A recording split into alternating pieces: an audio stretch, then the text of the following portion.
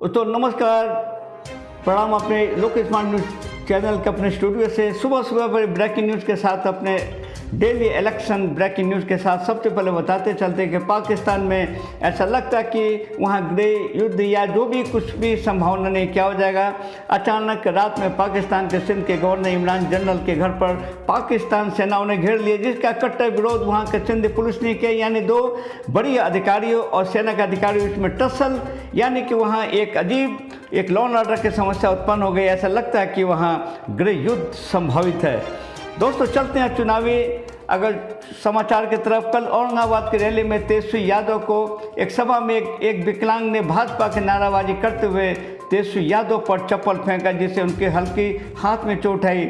इस तरह एक दल के द्वारा आरोप लगाया जा रहा है कि ये सोची हुई राजनीति के तहत तेजस्वी यादव पर चप्पल फेंकवाया गया। और कांग्रेस पार्टी के द्वारा 10 बजे दिन में राज बब्बर जी के द्वारा एक पार्टी के घोषणा पत्र भी जारी की जाएगी। सबकी निगाहें इस घोषणा पत्र पर। लोकसभा चुनाव और विधानसभा चुनाव के भाग आजमाने वाले उम्मीदवार को राहत, यानी कि अब ये खर्च कर सकेंगे आपको 77 लाख रुपए लोकसभा चुनाव पर उम्मीदवार, और विधायक पर 30,80,000 रुपये ये खर्च कर थोड़ी सी राहत और बहुत बड़ी छूट। दोस्तों चलते हैं कि सुप्रीम कोर्ट के द्वारा स्पष्ट तौर पर ये 13 फरवरी को एक ऑब्जर्वेशन दिया गया था कि जो भी विधानसभा में चुनाव लड़ेंगे उन सभी उम्मीदवारों को अपना क्रिमिनल हिस्ट्री दिखाना होगा और वहाँ के पार्टी के प्रमुख द्वारा बताना होगा कि कितने कितने मुकदमों में हैं, क्यों दिया गया टिकट। लेकिन दोनों आपको ऑब्जर्वेशन का धज्जी से इनको उड़ाते हुए जो किया गया, हो सकता है कि इस पर अवमानना का मामला भी भविष्य में बने और एक प्रश्नावत चिन्ह भी खड़ा होगा।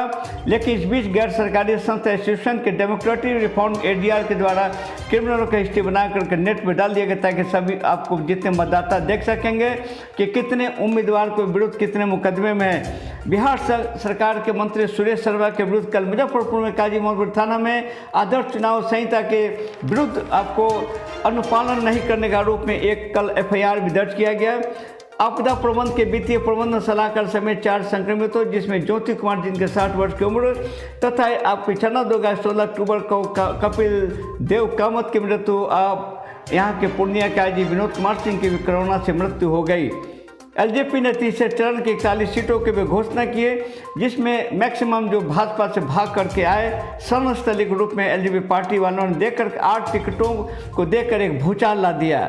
नगर निगम के मेयर के चुनाव आज सारण। शिक्षक निर्वाचन चुनाव कल 22 अक्टूबर 103 बूथों पर आज बनाए गए, यानी कुल मतदाता 10,371 की वोटिंग आपको सिवान और सारण में 20-20 केंद्रों पर आपको वोटिंग किया जाएगा।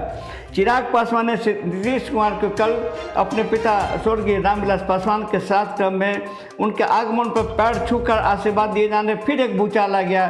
चारों तरफ चर्चा के विषय संस्कार के भी आपको इनके पक्ष में, लेकिन इस पर भी कोई कुशल राजनीति के बारे में लोगों को जोड़ कर बताया जा रही है। कल प्रधानमंत्री ने संध्या 6 बजे सभी भारतीयों को एक राष्ट्र संदेश में कहा कि अभी कोरोना खत्म नहीं है, जब तक मेडिसिन और वैक्सीन नहीं बनता सभी दोस्तों मास्क और सोशल डिस्टेंस का पालन करेंगे। ये बहुत विश्वास के साथ उनके कल राष्ट्र संदेश में उनके झलक रहा था। यहाँ बताया कि भाजपा ने भी स्टार प्रचारकों की भी एक सूची जारी की।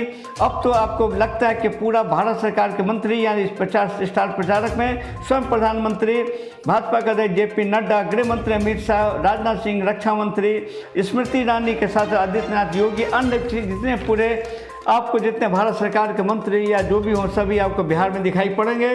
यहाँ तक कि सिटी आप जो डिप्टी सीएम सुशील कुमार मोदी जी अचानक रात को बीमार पड़ गए, उनकी स्थिति अचानक बुखार हो गया, गला बैठ गया, खांसी आने लगी। आनंद फानन में डॉक्टरों द्वारा जांच पड़ताल किया गया, लेकिन कोरोना की होने की संभावना नहीं है। डॉक्टरों ने बिल्कुल पूर्ण रेस्ट आपको करने की उनको सलाह दिया है। नेक्स्ट बताते चलते रिपोर्ट के आधार पर जितने भी जो भाजपा से भागे हुए जो भी एलजेपी के शरण में, एलजेपी ने उनको टिकट के रूप में देख करके उम्मीदवार के रूप में जो आपको बिहार विधानसभा में जो चुनाव कराया, रोचक मामला, एक अच्छा रिजल्ट। ऐसा लगता है कि आपको 10 नवंबर के बाद अच्छा बिहार परिवर्तन के साथ दिखाई देता हुआ। ऐसी संभावना नहीं तो मतदाताओं के मत पर निर्भर, लेकिन स्वच्छ भी आपको बिहार निश्चित और एक आपको विकासशील बिहार आपके आने वाला। चलिए दोस्तों, कल फिर मिलेंगे। नमस्ते, नमस्कार, प्रणाम।